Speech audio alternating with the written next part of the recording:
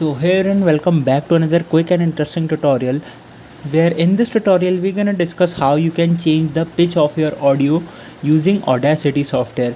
If you don't know, Audacity software is the free and open source software, so you can download that software from any site. It is a very useful software in order to edit the audio file formats like MP3 file or WAV file formats. You can use any audio file format in the software.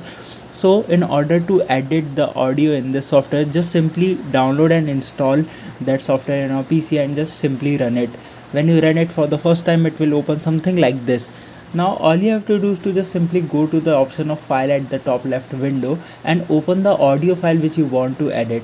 For the sake of example, I have taken this audio file which is of around 2 minutes. Now in order to change the pitch of this audio file, just simply first select the area in which you want to change the pitch. For example, if I selected this much of area, now if you want to select all of this area, you can simply do that by your mouse as well, or just simply hit Ctrl plus A on your keyboard. When you do this, you can see all of the area has been selected.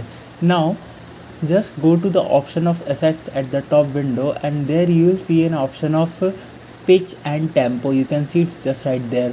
After going on this option, you will see an option of change pitch. When you click on this option, you can see the a small window will open right in front of you, where you can edit the frequencies and everything as per your convenience, set the values as per your convenience. You can preview the audio file as well while editing this, so you can adjust the values for changing the pitch as per your convenience. Once you selected the values, just hit apply.